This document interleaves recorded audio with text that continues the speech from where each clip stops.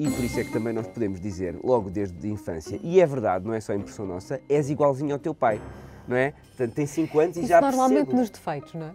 Bom, sim, e a mãe nas qualidades, virtudes, como é evidentemente.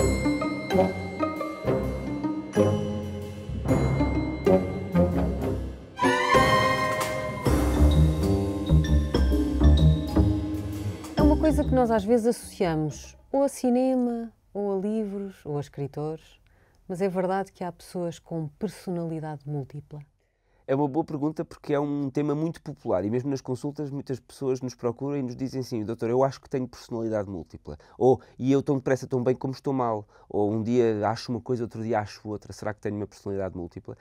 E a resposta é nim.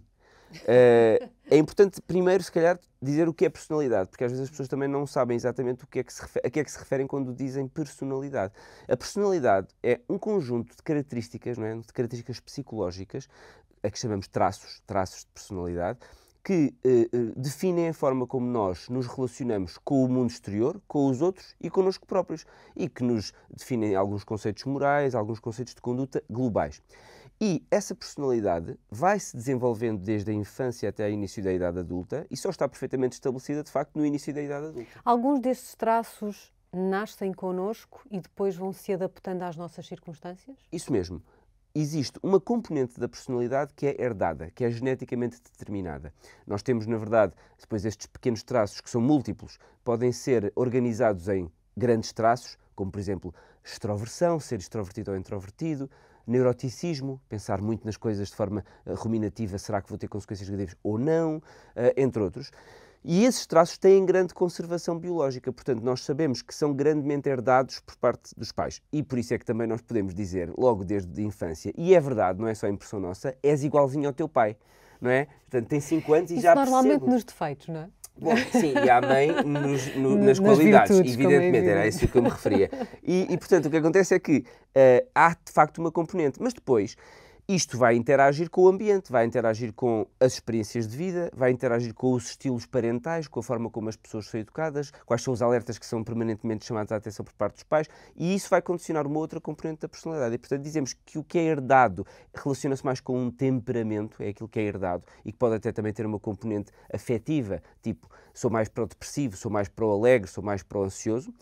E depois o componente do caráter. O caráter é aquilo que é construído em função das experiências e das relações que se vai tendo. Chegada à idade adulta, temos então a nossa personalidade formada, digamos que é o nosso feitio, a nossa maneira de ser, a nossa maneira de nos comportarmos genericamente, e por isso é que nós sabemos, quando conhecemos uma pessoa muito bem, conhecemos bem a sua personalidade, sabemos prever como é que ela se vai comportar em determinada circunstância. E há um fundo de verdade então na ideia de que a personalidade pode não ser única, exclusiva. Então, essa é uma pergunta interessante, porque historicamente, e o cinema retrata isso muito, houve a descrição de personalidades múltiplas, que era basicamente a ideia de que as pessoas podiam ter várias personalidades que alternavam entre si dependendo dos momentos da vida, como se fossem diferentes alter egos que depois tomavam lugar em determinadas circunstâncias perante determinados stressores ou perante determinadas pessoas. Hoje sabe-se que isso não é bem assim. Aliás, existiu como doença classificada a perturbação de personalidades múltiplas. Neste momento já não existe nas classificações com esta designação. Existe uma coisa que no fundo é um sucedâneo que se chama perturbação dissociativa da personalidade.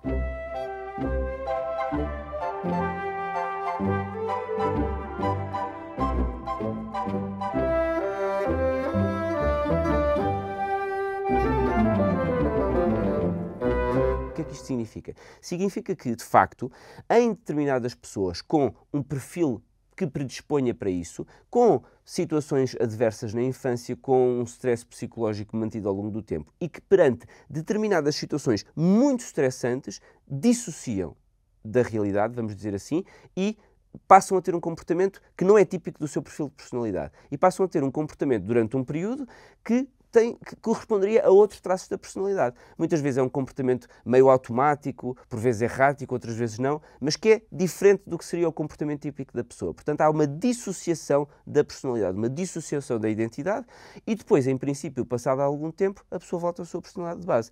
Mas isto é muito diferente de dizer eu tenho em mim múltiplas personalidades e vou alternando entre elas. Portanto, de facto, Podemos dizer que é um mito que haja personalidade múltipla, mas podemos dizer que é verdade que em algumas pessoas, com esta característica dissociativa da identidade, que requer experiências prévias, stresses crónicos e também stresses agudos, em que há uma cessação temporária daquele funcionamento típico e em que surge um comportamento diferente sobre o qual a pessoa age e que, devo dizer, habitualmente a pessoa até nem se recorda do que faz durante esse período, mas que depois, cessado esse período de stress, a pessoa volta ao seu perfil de personalidade normal. Portanto, não será uma personalidade múltipla, será uma personalidade de base que, por vezes, tem interrupções. O que é isso do por vezes? Pode ser um fenómeno recorrente e, mais do que isso, pode ou deve ser tratado de alguma forma? Sim, portanto, na verdade, isso até nos leva a tocar aqui um outro tópico, que é, não só existe esta perturbação dissociativa da identidade ou da personalidade, existem também, em geral, na psiquiatria, sintomas dissociativos ou períodos dissociativos. Quer dizer que,